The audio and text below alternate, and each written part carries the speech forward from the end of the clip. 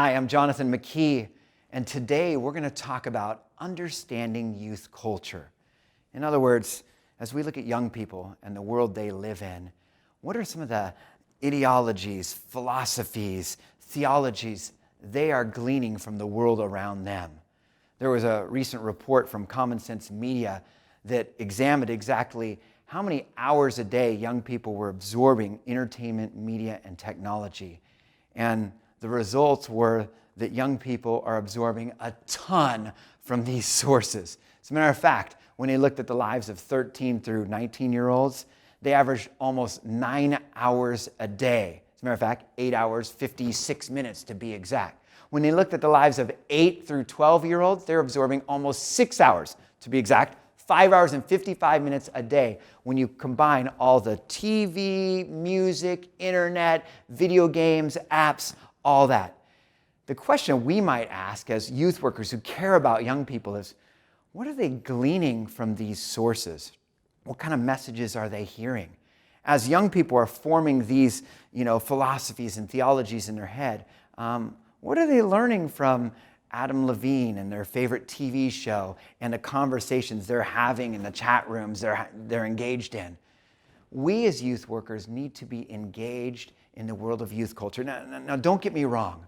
I'm not telling you that you need to pay so much attention to that you aren't even paying attention to truth, like God's Word. I'm not saying that you need to download all of Rihanna's music and listen to it all the time and watch the newest 50 Shades movie just for research. No, that's not what I'm saying at all. Don't get me wrong. I'm saying that we need to be familiar with the ideas that young people are absorbing day to day. Let me give you a scriptural example. In Acts chapter 17, the Apostle Paul models this for us really well because he wanted to reach a group of people that were completely saturated in secularism.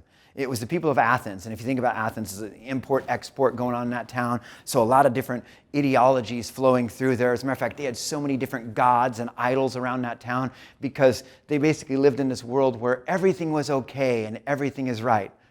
Sound familiar? So the Apostle Paul wanted to reach out to them. And in order to do that, he thought, let me become familiar with their world.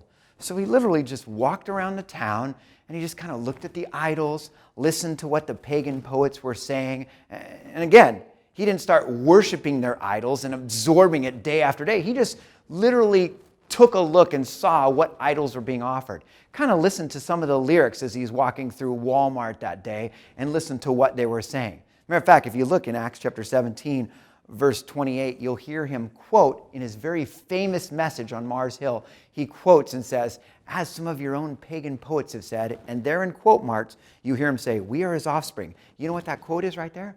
That's music lyrics from Lil Wayne. Well, not Lil Wayne, it's whoever Lil Wayne was 2,000 years ago. Little Antonius. He quoted Little Antonius lyrics right there, and it's actually in the Bible. Why? Not because he listened to Little Antonius every day in his Beats by Dre headphones. It's because he happened to be walking through Walmart that day and heard Little Antonius and said, hey, I can use that. And then he used that in his message to springboard conversations about truth. Are we doing that in our ministry? Are we learning about where kids are at and the messages they're hearing? And can we sometimes use that in conversations to talk about the truth of the Word of God? Well, I'll tell you what. Today I want to just give you 4 tips to becoming familiar with youth culture. The first tip is simply this. Be engaged in constant recon. Yeah, think of yourself like a soldier who has to go out and do recon. And if we're about to be a missionary out in this mission field, what I'm asking you to do is just get to know your mission field. Recon can be a lot of fun because sometimes it's actually just going and just hanging out where kids are at and just listening. It's powerful when we as adults actually just pay attention to what young people are talking about. I tell parents this all the time in parent workshops. For example, when parents are carpooling, I say, just listen. Don't, take the conversation and put it around you. Maybe sometimes just drive in silence and open up your ears. Because any parent who's done this knows that kids will start talking and they'll forget you're even there. You'll hear kids starting to talk about stuff in their world, and you will learn a lot about a kid. As a matter of fact, as a parent, sometimes you'll hear one kid start to say something, and then you'll hear your own kid say, shh, shh, shh, shh, shh, shh. And that's when your German Shepherd ears need to really perk up and you need to go, ooh, what did they just say? Because that's when they're really talking about the good stuff. Well, we as youth workers, we can be doing the same thing. Sometimes whether it's in the youth room or whether we're sitting at the lunch table on campus, listen to what they're talking about. But it goes more than that. I do encourage you to, as you're walking through Target or the grocery store, if you hear a song that you've heard played 20 different times, maybe Google those lyrics and say, could I use these lyrics to talk about truth? So be engaged in constant recon. Secondly, the second tip I want to give you to help keep familiar with this world of youth culture is have a handful of questions in your back pocket. So let's say you're driving on the street and you see a billboard. You're in Target and you see a music video playing. You're in the grocery store, you hear a song playing. Or you're hanging out with kids and they're playing a certain type of music. It's good to be able to sometimes ask a question. Again, questions are one of those things that get them talking and us listening. It makes it a dialogue, not a monologue where we're just lecturing. So throw out a question. Sometimes if we're doing this research and we kind of look and we see some of the lyrics that are being sung, or we see a show or a movie that young people are watching, we can start thinking ahead about those philosophies that are being taught, and we can come up with some questions. But more realistically, we're going to be there and something's going to happen and we're going to have to come up with a question on the fly. If that happens, remember this. One of the things you can always do if you notice something is simply ask, hey, what did that just say? If you hear lyrics, what did she just sing? You see something. Wait, what just happened there? You simply ask them to observe what happened. And then just think about it and go, interesting. And here's a great question. Was he right? Just ask, was she right? Hey, she just said this. Was she right? Now you're asking them to basically kind of reach into their set of values and share that. Then from there, if it's appropriate, you could even say, what's the Bible say about that? Now, remember, when we're asking these questions and stuff, we're not doing it judgmentally. We don't want to come across as this person that's, kind of the Debbie Downer in the situation. If you hear somebody who's singing about racy stuff, don't be like, so what's that slut singing about? No, that's not what we're trying to do here. Compassionately, empathetically go, what did she say? What does she mean by that? Is she right?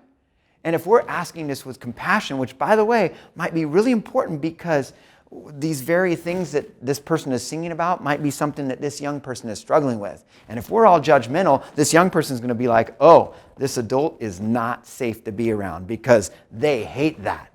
So make sure that as you're asking these questions, you're asking them with compassion and empathy, but you have a set of questions kind of in your back pocket that you're ready to ask so you can talk about truth.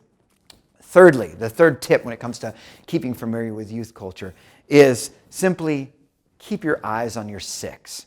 And the reason I'm saying that is because if we're out there doing recon and we're out in this world that's kind of full of sometimes some racy stuff and some raunchy stuff, let's not be stupid and convince ourselves that we need to start saturating our own lives with these messages. No, we need to keep our eye on our six. And what I simply mean by that is that the devil is prowling like a roaring lion and he is waiting to pounce on us. And we got to be careful because at any moment he is ready to he wants to take advantage of the fact that if we're stupid enough to late at night go, I'm going to do some research and look at some of these racy videos firsthand to see how naughty they really are, it's probably not a good idea. Again, like the Apostle Paul, we should become familiar with the culture around us. We shouldn't saturate ourselves in said culture. So keep your eye on your six. Be prayerful about this. As we're listening and getting a peek in their world, it's good to kind of be familiar with what's going on, but that doesn't mean start saturating this stuff in our lives again and again. Tip number 4, keep quality resources at your fingertips. Cool thing about the internet is there's so many great youth ministry resources out there. And there's websites devoted to youth culture. In other words, there's somebody out there doing the research for you. And it's great. You could just read an article about this. Go to cpyu.org.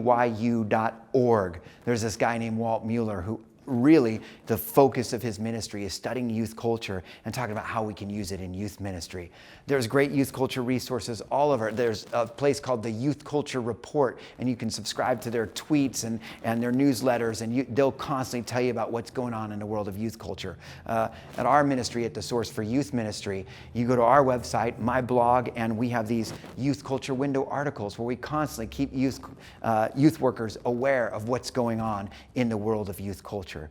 So keep some of these resources at your fingertips, because those resources will do the research for you. I hope these 4 tips help you to stay aware of what's going on in the lives of young people today.